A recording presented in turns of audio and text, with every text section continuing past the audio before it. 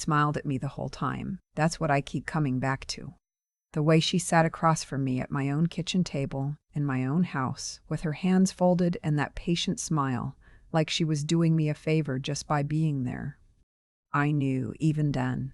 I've been around long enough to know the difference between someone who loves you and someone who's counting what you're worth. Her name is Adrian. She's been married to my son for just over 2 years now, and I want to be fair. I really do. When Mitchell first brought her home to our place in Oakville, I thought she was lovely. Sharp, well-dressed, the kind of woman who fills a room with her presence. My late husband Gordon noticed it too. He leaned over to me after dinner that first night and whispered, "She's impressive." And I agreed. I genuinely did. Gordon passed away 14 months before the wedding. Pancreatic cancer. We had 8 weeks between the diagnosis and the end, and I won't go into all of that here because some things belong only to the people who lived them. What I will say is that Gordon was a thoughtful man in every sense of the word. Quiet, methodical, a retired civil engineer who spent 32 years with the same firm in Hamilton before we moved to Oakville. He didn't talk a lot, but when he made a decision, he'd already thought it through from 17 different angles. That was just who he was. About 6 years before he died, Gordon sat me down at the same kitchen table and told me he wanted to talk about the house. Not in a morbid way, more the way he used to talk about the furnace or the roof. Just something that needed attending to. He said he'd been reading about what happened to a colleague's wife after her husband died unexpectedly. The legal mess. The family disputes. The way assets that seemed straightforward suddenly became contested once there was grief and money in the same room. He said he'd spoken to a lawyer, and he wanted us to place the house and our investment accounts into a family trust. I didn't fully understand all of it at the time. I'm not a financial person. Gordon handled most of that, and I trusted him completely. He explained that a family trust in Canada doesn't mean you lose control. We'd both be trustees, and after his death I'd remain the sole trustee. The house would still be our home. We could still sell it if we wanted. But it would be held by the trust, not by either of us individually, which meant it was protected from a lot of things, including, he said gently, the unpredictability of family situations down the road. I remember asking him what he meant by that. He just said, "You never know, Iris. People change, circumstances change. I'd rather we were prepared." I sat in the Bespru. I sat in the BAME-work. I filed it away and mostly forgot about it. That was 6 years before Adrian ever walked through our door. The first year of Mitchell's marriage was fine, mostly. Adrian was polite to me, Mitchell seemed happy, and I kept my distance in the way I think a mother-in-law should. I wasn't the kind of woman who showed up uninvited or called every other day. Gordon had always said I was good at giving people room, and I tried to honor that. I had my own life, my garden, my book club, my Wednesday lunches with my friend from 30 years back, a woman named Heather who still makes me laugh until I cry. I wasn't lonely. I wasn't desperate for attention. I was simply a 68-year-old widow living in her own home in a town she loved. The visits started becoming more frequent about 18 months in. Adrian began dropping by on her own sometimes, which surprised me. Mitchell worked long hours in commercial real estate, so she had more flexible time. She'd bring coffee, sit at the table, ask me how I was managing, which was kind, I thought, at first. Then she started noticing things. The step at the back door that stuck a little in winter. The way I held the railing going down to the basement. She mentioned very casually that her aunt had fallen on a staircase and it had completely changed her situation. She said it the way people say things they want you to hear without seeming like they're saying them deliberately. I said, "And I'm fine, Adrian.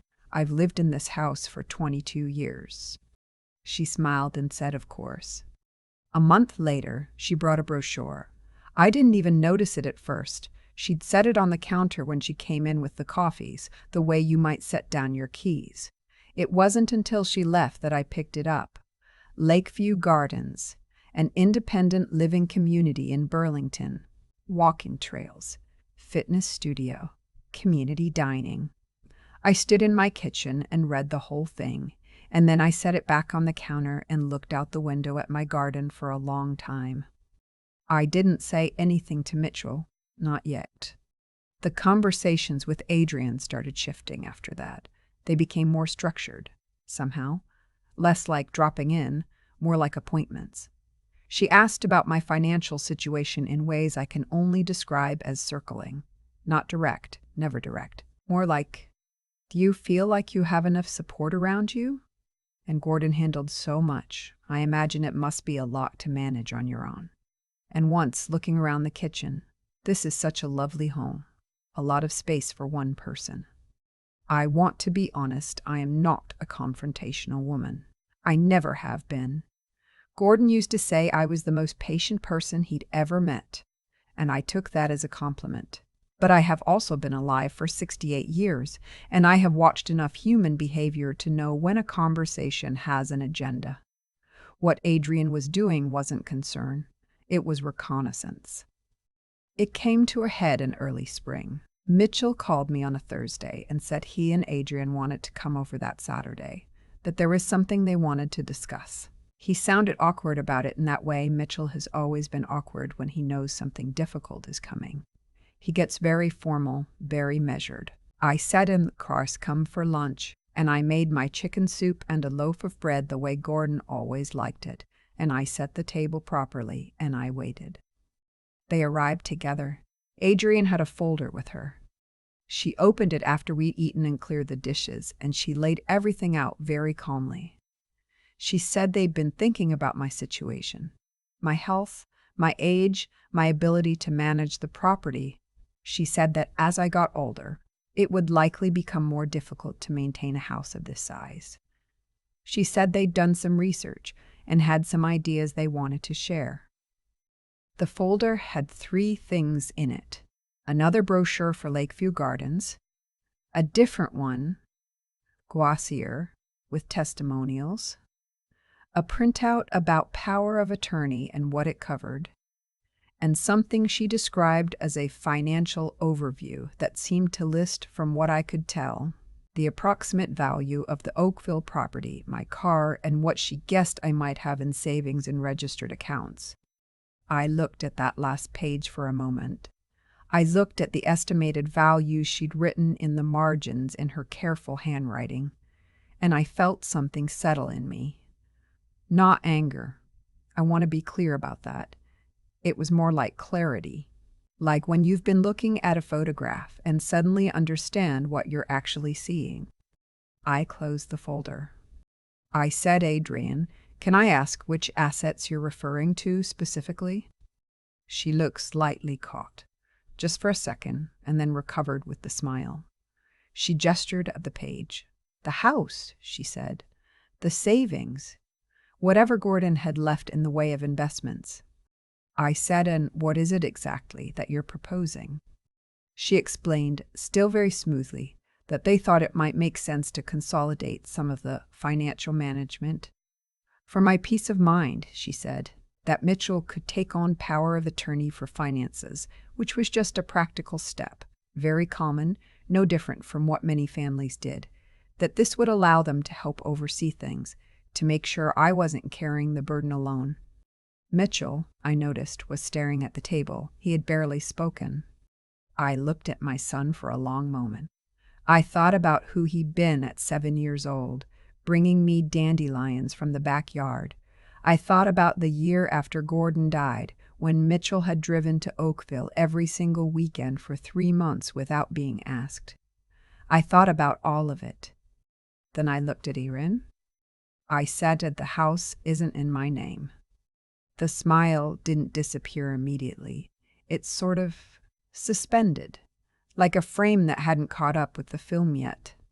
She said, Sorry. I said the house is held in a family trust, has been for 6 years. Gordon set it up with our estate lawyer. The registered investment accounts are held the same way. There's nothing here to consolidate, Adrian. because nothing here is structured the way you seem to think it is." The folder was still on the table between us. She looked at it and then at me, and I watched her understand. There's a particular silence that happens when someone realizes that the plan they came in with doesn't apply to the situation they're actually in. I've only seen it a handful of times in my life. It's not dramatic. It's very quiet. It sounds like nothing. That's what filled my kitchen that afternoon. Mitchell looked up from the table. He asked me what I meant. I explained, briefly, clearly, the way Gordon would have wanted me to. That the house, the investments, the accounts were all held within the trust. That I was the trustee.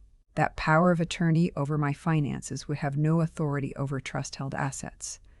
That any changes would require my consent as trustee, not anyone else's. I said it without raising my voice.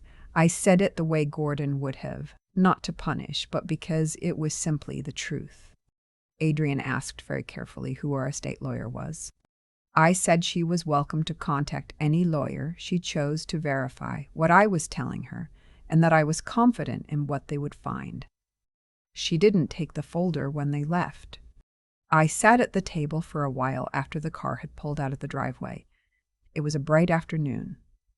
The garden had that particular smell it gets in early spring, when everything is still cold but starting to turn. I could see the corner of the flower bed Gordon had dug out the last summer before he got sick. I thought about the day he sat me down and explained what he wanted to do with the trust. I had asked him, that day, whether he really thought it was necessary. He looked at me steadily and said, "I think it's responsible." He wasn't predicting anything specific. He wasn't accusing anyone. He was just being Gordon, thinking 17 angles ahead, putting things in order, taking care of me in the quiet, practical way he'd taken care of everything for 34 years. I had signed the papers without fully understanding why. I had trusted him. He was right, of course. He almost always was. In the weeks that followed, Mitchell called a few times. The early calls were halting. He was clearly processing, and I didn't push him. I let him come to it on his own. About 3 weeks later, he came over alone, without calling ahead, and we sat in the backyard with tea, and he said he was sorry. He didn't elaborate much. He didn't need to. I know my son, and I know the difference between an apology that's been coached and one that comes from somewhere real. His came from somewhere real. We talked for about 2 hours that afternoon. He told me in pieces that the conversation about the trust and power of attorney had not been his idea, that Adrian had been building toward it for months. He said he hadn't understood when he agreed to come with her that Saturday quite what she had in mind. I believed him mostly, because Mitchell has never been a schemer. It's genuinely not in his nature. He's his father's son in that way, better at following a plan than inventing one. He asked me what it meant, practically, about the future. I told him that the trust meant the house and most of the investments would pass according to what Gordon and I had set up, and that there was a will that reflected our intentions clearly. I told him he was in that will, that he'd always been in that will, and that none of that had changed. He was quiet for a minute, then he said, "I should have just asked you directly. I'm sorry I didn't." I said, "Yes, you should have." We've been okay since then. Mitchell and Adrian are still together, and I don't know everything about what happens in their house, and I don't need to. What I know is that when Mitchell comes to see me now, he comes alone, and the visits feel like what they used to feel, like a son checking on his mother, nothing more or less than that. Adrian and I are civil when we're in the same room. I don't think we'll ever be close. That's all right. Some relationships aren't meant to be close, they're just meant to be managed. The brochure for Lakeview Gardens ended up in the recycling bin. I noticed later that Adrian had written a small note in the corner in pen, an arrow pointing at the amenities list with the words "very manageable" underlined. I don't know what I was supposed to feel when I saw that. Mostly, I just felt tired. I'm still in my house. I had the back step fixed last fall, not because I'm unsteady on it, but because it genuinely was sticking and it bothered me. I still do my Wednesday lunches with Heather, still tend the garden, still sleep in the bedroom where Gordon and I slept for 22 years. My neighbor's granddaughter came over last month to help me set up something on my phone, and she noticed a framed photo of Gordon on the bookshelf and asked if that was my husband. I said yes. She asked how long we'd been married. I told her 34 years. She said that was beautiful, and I said it was. She didn't ask how he died, or when, or whether I was managing on my own. She just looked at the photo and said, "He looks kind." He was. He was the kindest, most methodical, most quietly brilliant man I have ever known. And he sat at this table 6 years before any of this happened and thought it all through. Not because he was suspicious of anyone, but because that was simply who he was. He took care of me even after he was gone. I think about that on the mornings when I walk through the house and everything is exactly where it's supposed to be. His tools still in the garage, the garden still coming up every spring, my name on the trust documents, just the way he wrote it. I was 68 years old, sitting alone at a kitchen table, and I had everything I needed. Not because I was lucky, because Gordon had been careful, and I had trusted him, and the papers had been signed on an ordinary Tuesday afternoon 6 years ago when nothing particular seemed to be happening. That's usually when the important things get done. I still have that brochure somewhere. Not because I kept it on purpose. I think it just ended up in a drawer the way things do when you're not sure what to do with them yet. Lakeview Gardens. Very manageable, she'd written in the corner. I've thought about those 2 words more than I probably should. What strikes me now, looking back, is how much of what happened came down to choices made long before any of it started. Gordon's choice to sit me down at that kitchen table and talk through something uncomfortable. My choice to listen, to sign the papers, to trust him even when I didn't fully understand. Those were quiet decisions made on ordinary afternoons, and they turned out to matter more than anything that happened in the dramatic middle of this story. I think that's actually how most of life works, though we don't always recognize it.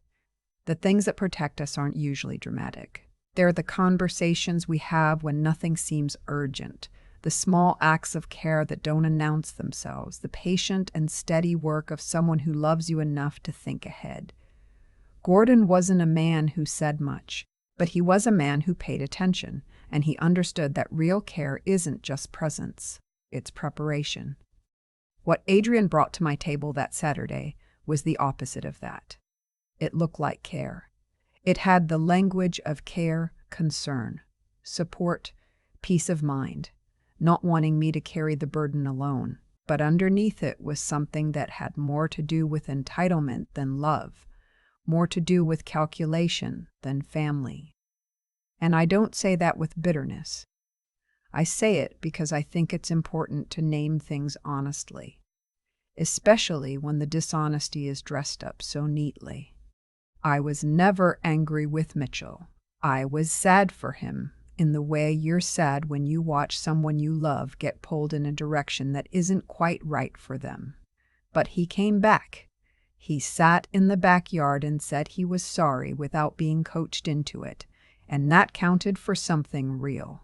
What I've come to understand is that being someone's mother means you hold space for them to find their way back. Not because you're a pushover, but because you know who they are underneath the detours. There's something I want to say about staying quiet. People sometimes assume that silence is weakness, that if you don't fight back loudly, you've lost. But I've found that the most powerful thing you can do in a room where someone is trying to take from you is to simply know your own ground. You don't need to argue. You don't need to defend. You just need to know what's true and say it clearly when the moment comes. That kind of steadiness isn't something you develop overnight.